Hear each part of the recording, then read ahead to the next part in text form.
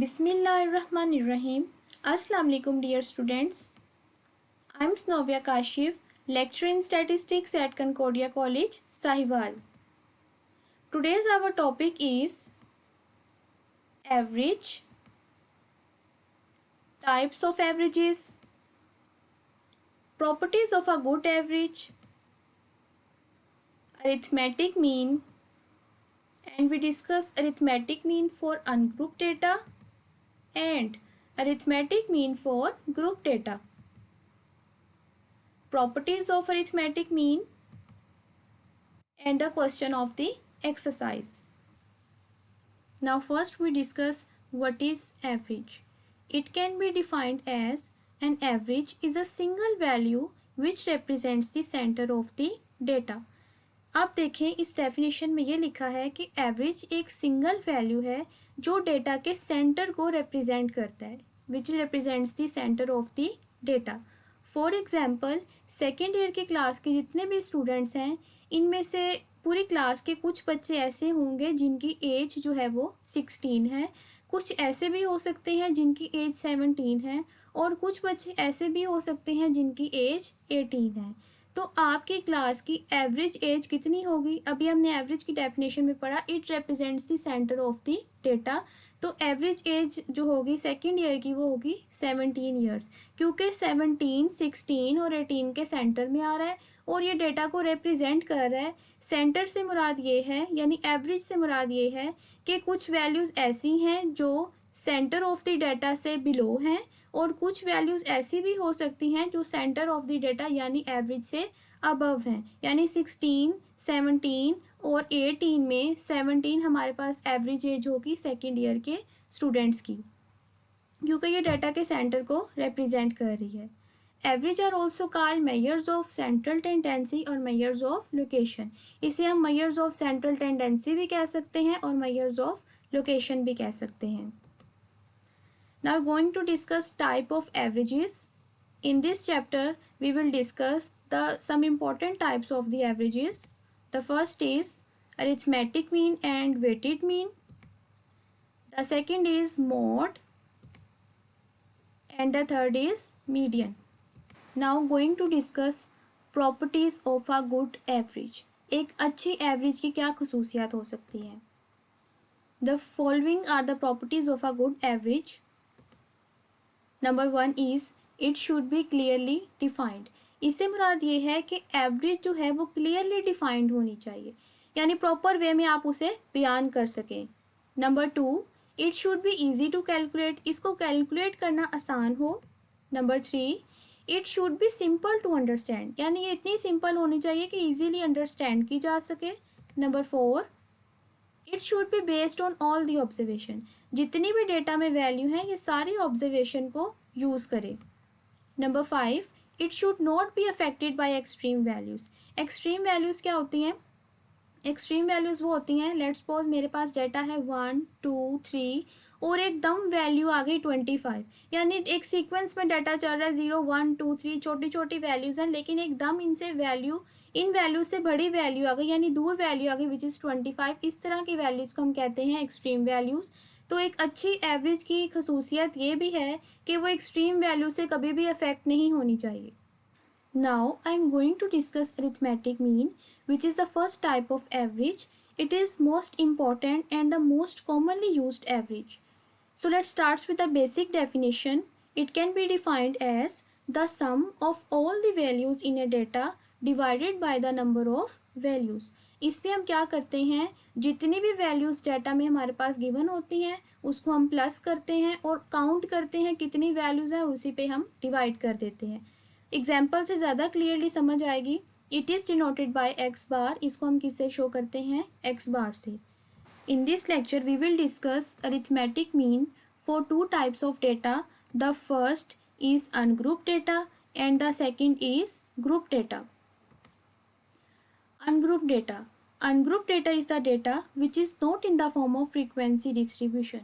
ऐसा डेटा जो frequency distribution की फॉर्म में ना हो उसको हम क्या कहते हैं? Ungrouped data. For example 1, 3, 5, 7, 4, 8, 9 and so on. यानी एक रफ डाटा जो टेबल की फॉर्म में नहीं होता उसे हम क्या कहते हैं? ungrouped data. Now the next is group data. Group data is the data which is in the form of frequency distribution. जो एक टेबल की फॉर्म में, जो फ्रीक्वेंसी डिस्ट्रीब्यूशन की फॉर्म में प्रेजेंट किया जाता है, उस डेटा को हम क्या कहते हैं? Group data. फॉर एग्जाम्पल ये टेबल देखें, इसमें हमारे पास एक्स की वैल्यूज़ लिखी हुई हैं, साथ में उसकी फ्रीक्वेंसी लिखी हुई है. अब दोनों डेटा का डिफरेंस साफ पता चल रहा है. अनग्रुप डेटा एक रफ और रॉ डेटा होता है, जबकि ग्रुप डेटा टेबुलेटेड फॉर्म में दिया जाता है, which is in the form of frequency distribution. Now I am going to discuss arithmetic mean for ungroup data with the help of example. अब इस एग्जाम्पल में हमारे पास डेटा गिवन है 102, 104, 106, 108 and 110. हम सबसे पहले काउंट करेंगे ये टोटल वैल्यूज़ कितनी हैं. आप देखेंगे 1, 2, 3, 4 एंड 5. ये टोटल 5 वैल्यूज़ हैं, तो हम n इज़ इक्वल टू 5 लिख देंगे. इन सारी वैल्यूज़ को हम एक कॉलम की फॉर्म में लिखेंगे और उस कॉलम का नेम देंगे x का. अब हमारे पास मीन का फॉर्मूला होता है x bar is equal to summation x over n. हमने डेफिनेशन में भी ये पढ़ा था कि जितनी वैल्यूज़ आपके पास गिवन है उनको प्लस करो और टोटल वैल्यूज़ पे डिवाइड कर दो. अब देखें सारी वैल्यूज़ को हमने प्लस किया, हमारे पास इसका सम क्या आ गया? 530. 530 को आप n पे यानी नंबर ऑफ वैल्यूज़ पे डिवाइड कर देंगे, मीन हमारे पास क्या आ जाएगा? 106. ये हमारे पास फाइनल आंसर होगा. Now the next is arithmetic mean for the group data. Group data is the data which is in the form of frequency distribution. Let's take an example. अब हमारे पास एग्जाम्पल है calculate mean from the following frequency distribution. Frequency distribution हमारे पास given है. Group data में frequency हमारे पास लाजमी given होगी. Class intervals हमारे पास गिवन है 20 to 24, 25 to 29, 30 to 34, 35 to 39, 40 to 44, 45 to 49 and 50 to 54. और फ्रीक्वेंसी गिवन है 1, 4, 8, 11, 15, 9 एंड 2. ये 2 कॉलम्स आपके पास गिवन है. सोल्यूशन में आप इसको एज इट इज़ लिख देंगे, क्लास इंटरवल्स का कॉलम और फ्रीक्वेंसी का कॉलम. एक्चुअली ग्रुप डेटा का फॉर्मूला हमारे पास होता है, बिल्कुल लास्ट पे देखें, x bar is equal to summation f x over summation f. आप देखेंगे सबसे पहले हमें चाहिए समेशन एफ, तो एफ के कॉलम को हम सम अप करेंगे, इन सारी वैल्यूज़ को आप प्लस कर देंगे तो आपके पास आंसर बनेगा 50. वो उठाकर आपने फॉर्मूला में पुट कर देना है. फिर आप देखिए आपको कॉलम चाहिए एफ का और एक्स का. ये एक्स कहाँ से आएगा? एक्स एक्चुअली हमारे पास होते हैं मिड पॉइंट्स. मिड पॉइंट्स का फॉर्मूला भी मेंशन है, बिल्कुल साइड पे देखें. Midpoint is equal to a plus b divided by 2. आपने करना ये है, ये क्लास इंटरवल्स हैं, इनकी वैल्यूज़ को यानी 20 और 24 को आपने ऐड करना है. जो आंसर आएगा उसको 2 पे डिवाइड कर देना है, आपके पास फर्स्ट मिड पॉइंट आ जाएगा विच इज़ 22. नेक्स्ट के लिए आप क्या करेंगे? 25 और 29 दोनों को ऐड करेंगे और 2 पे डिवाइड कर देंगे, आपके पास नेक्स्ट मिड पॉइंट आ जाएगा विच इज़ 27. इसी तरह आप third, fourth, fifth and six and so on सारे मिड पॉइंट जो हैं वो फाइंड आउट कर लेंगे. दोबारा से मैं आपको बता दूं, आपने क्लास इंटरवल्स की दोनों वैल्यूज़ को ऐड करना है और 2 पे डिवाइड कर देना है, मिड पॉइंट्स का सारा कॉलम बन जाएगा. फिर आपको चाहिए एफ एक्स का कॉलम. एफ एक्स के कॉलम के लिए एफ का कॉलम सेकंड है और एक्स का कॉलम जो कि मिड पॉइंट्स का कॉलम है, आपने इन दोनों कॉलम्स को आपस में मल्टीप्लाई करना है. आपने इनके सम मल्टीप्लाई नहीं करने, यानी एफ की हर वैल्यू को एक्स की हर वैल्यू के साथ मल्टीप्लाई करना है. फॉर एग्जांपल एफ की फर्स्ट वैल्यू है 1, जबकि एक्स के कॉलम की फर्स्ट वैल्यू है 22. आप 1 को 22 के साथ मल्टीप्लाई करेंगे, आपके पास थर्ड कॉलम बन जाएगा एफ एक्स का विच इज़ 22. फिर सेकंड पे आ जाएं, 4 को आप 27 के साथ मल्टीप्लाई करेंगे, यानी आपने पैरेलल वैल्यूज़ को आपस में मल्टीप्लाई करते जाना है और उसका आंसर नेक्स्ट कॉलम में लिखते जाना है. थर्ड वैल्यू देखें 8 को आप 32 के साथ मल्टीप्लाई करेंगे, आंसर आ जाएगा 256. इसी तरह एफ एक्स का कॉलम बन जाएगा. अब आपको फॉर्मूला में चाहिए समेशन एफ एक्स. समेशन से मुराद ये है एफ एक्स के कॉलम को सम अप कर दो या उनको ऐड कर दो सारी वैल्यूज़ को, आंसर आपके पास आ जाएगा 1950. 1950 आप पुट कर देंगे फॉर्मूला में, उसको 50 पे डिवाइड कर दें, लास्ट पे जो फाइनल आंसर है अरिथमेटिक मीन का वो आपके पास आ जाएगा 39. Now I am going to tell you about some important properties of arithmetic mean.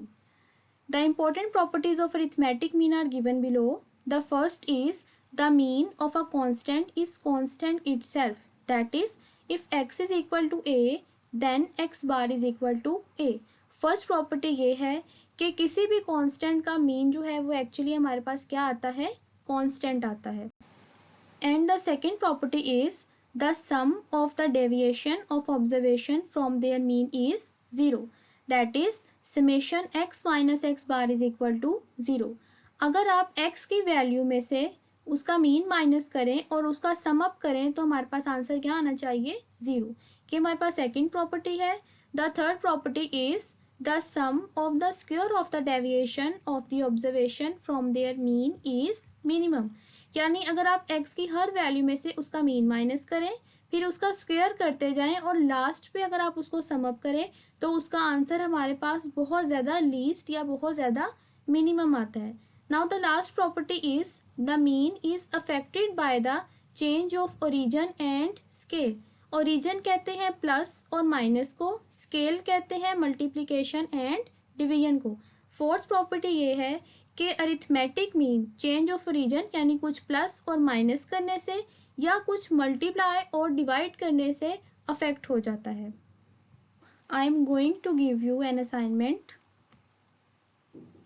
आपने चैप्टर नंबर 3 के क्वेश्चन नंबर 5, 11, 19 एंड 20 की प्रैक्टिस करनी है. Thank you.